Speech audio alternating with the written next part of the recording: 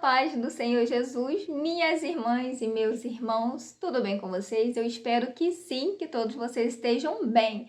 E hoje eu vim contar para vocês o motivo de eu ter saído da minha casa própria e ter ido morar de aluguel. É claro que para início de conversa eu não queria sair da minha casa para ir morar de aluguel, né?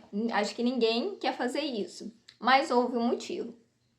Então, aonde eu morava era bem próximo do centro da cidade. Assim, para sair da minha casa e chegar ao centro da cidade, levava aí uns 5 minutos a gente andando devagar. Se fosse andar correndo assim, rápido, era bem menos. Então, era ali no centro praticamente da cidade. Porém, aonde eu morava era um terreno de parente. Nesse terreno tinha uma escadaria.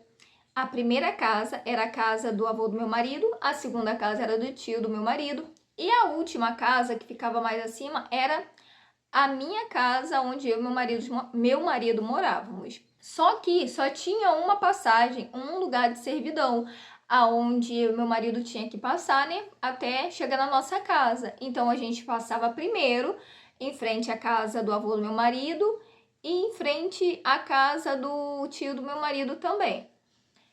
Então, nos primeiros anos, a gente morando lá, foi bem tranquilo. A gente tinha só o nosso filho primogênito, que na época ele tinha 8 meses de idade, ele era bem bebezinho. Nós éramos ímpios ainda na época.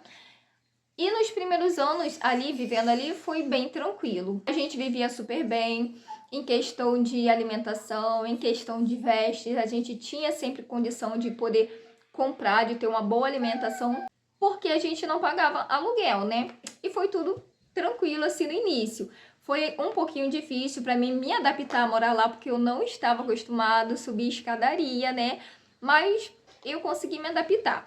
Até que os anos se passaram e aí eu e o meu marido, a gente se converteu a Jesus, aceitamos Jesus e começamos a congregar na igreja que nós congregamos hoje.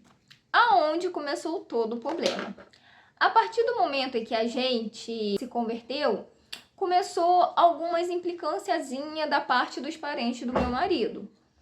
Mas até aí a gente conseguia relevar e ficava tudo bem. Até que certo dia, marcamos de fazer uma consagração na nossa casa. Então marcamos de fazer a consagração, tudo certinho, já estava tudo combinado. Iríamos fazer no sábado pela manhã. Até que um dia antes, a pessoa a qual iria, né, fazer a consagração na minha casa, encontrou o avô do meu marido e comentou com ele que no sábado de manhã ele estaria lá na minha casa para fazer a consagração. E aí, até aí tudo bem. Chegou o sábado da consagração, os irmãos me ligam, falando assim: Jéssica, como é que vocês fazem para passar aqui? Porque tem um muro aqui na frente da passagem, não tem como a gente passar. E eu falei assim: não tem muro aí não, passa e só abre, porque tinha um portãozinho onde a gente abria e passava. A gente falou: não, abre aí e passa. Eles falaram assim: não, Jéssica, tem um muro aqui na frente da passagem, não tem como a gente passar. Até que eles deram um jeito e conseguiram chegar lá na minha casa. O jeito era, na frente da casa do avô do meu marido tinha uma pedra gigantesca e um precipício lá embaixo. Eles passaram por cima dessa pedra para ter acesso à minha casa. E quando eles chegaram lá na minha casa, eles contaram pra gente o que tinha acontecido, que havia um muro bem na entrada lá, na única passagem que tinha para minha casa. E o meu marido falou: gente, não é possível, até ontem não tinha nada ali. Fizemos a consagração, tudo normal, Deus operou, Deus falou, foi maravilhoso. Até que chegou a hora da gente se despedir dos irmãos, para os irmãos irem para casa deles. Levamos, então, os irmãos até a saída.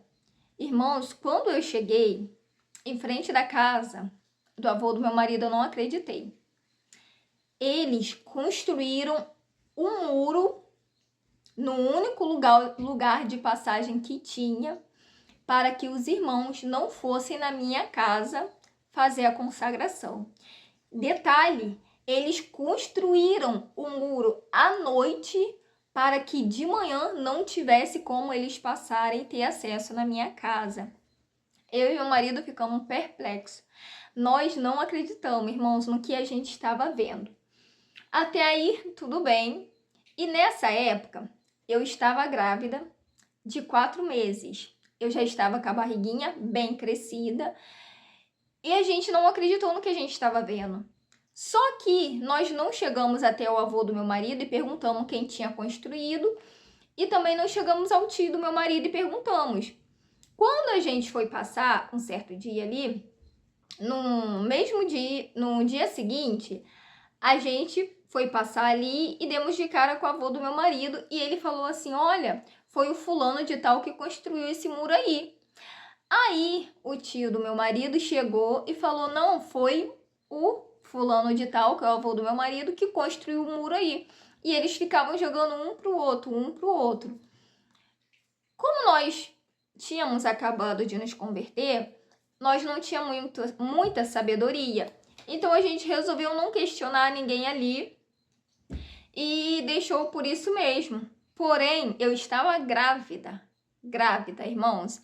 E o único lugar que tinha então para me passar, se eu quisesse ir para algum lugar, ir ao centro da cidade, eu teria que passar com o meu filho primogênito, que na época já estava com 4 anos de idade, e eu grávida. A gente tinha que passar por cima dessa pedra gigantesca, e era aquelas pedras escorregadias que quando chove dá lodo. Eu tinha que passar por cima daquela pedra com o meu filho, e um risco gigantesco de cair lá embaixo, perder o meu bebê, o meu filho se machucar, eu me machucar gravemente. E vocês acham que o avô e o tio do meu marido se importou com isso? De maneira alguma. Eles não se importaram com isso. Nós achamos que eles iriam colocar a mão na consciência e falar: poxa, Jéssica tá grávida. Se ela cai aqui, vai dar um problema para todo mundo. Se ela cai e perde esse bebê e se machuca gravemente, vai dar um problema para todo mundo. Eles não pensaram nisso. O muro continuou ali. Ou seja, o recado ali estava dado. Eles não queriam que eu e o meu marido recebesse visitas na minha casa, principalmente visita de pessoas que eram cristãs. Então, eu e meu marido conversamos e decidimos que iríamos sair daquela casa, alugar uma casa e começar a pagar o aluguel desde que a gente pudesse viver em paz. Então foi assim que aconteceu. Por este motivo eu saí da minha casa. O Senhor Jesus, ele deixa um alerta sobre os parentes. Os parentes são aqueles que irão tentar atrapalhar a nossa caminhada com Deus. Quando nós éramos ímpios, estava tudo bem, vivemos lá por 4 anos tranquilamente. Foi só a gente aceitar Jesus, se converter, que começou toda a tribulação, irmãos. Simplesmente por a gente ter se convertido a Jesus. Tivemos que sair da nossa casa e hoje estamos aqui pagando aluguel. Infelizmente, e é muito pesado. Hoje vocês sabem que eu já tenho 3 filhos, né? A gente olha para trás e vê a diferença de quando nós não pagávamos aluguel, nós vivíamos outra vida. Pagando aluguel, a gente sempre tá apertado, mas graças a Deus, Deus não permite que faltar nada, né? Mas mesmo assim, a gente sempre tá apertado, né? Nunca sobra, mas é assim mesmo, a vida do crente, Deus vai ajudando. Mas vocês me perguntam no final das contas, mas irmão, por que o seu marido nem sequer falou ou perguntou nada para o avô, para o tio dele, o motivo deles terem construído lá, né, sabendo que você estava grávida? Irmãos, porque os parentes do meu marido, infelizmente, eles são pessoas de natureza maligna.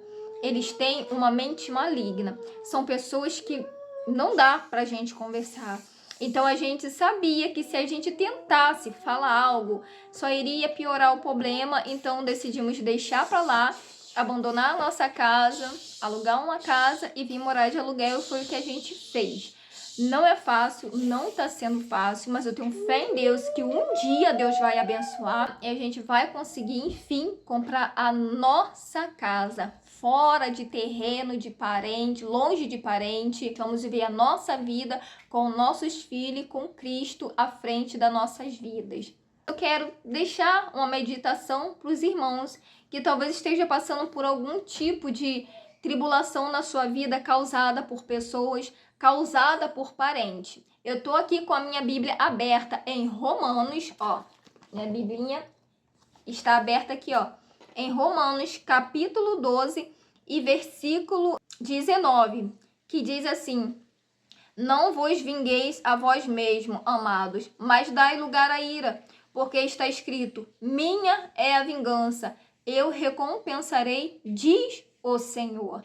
Então, o mais que nós fizemos foi entregar eles na mão de Deus e saber que na hora certa, no momento certo, o Senhor irá cobrar eles. A nossa vida tem sido assim.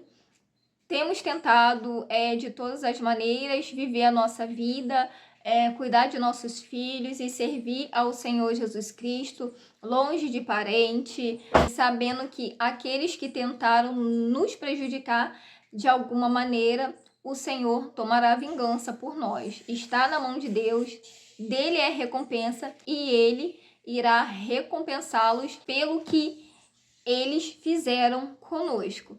Então, esse foi o motivo de eu ter saído da minha casa e ter parado aqui, nessa casa aqui, pagando aluguel.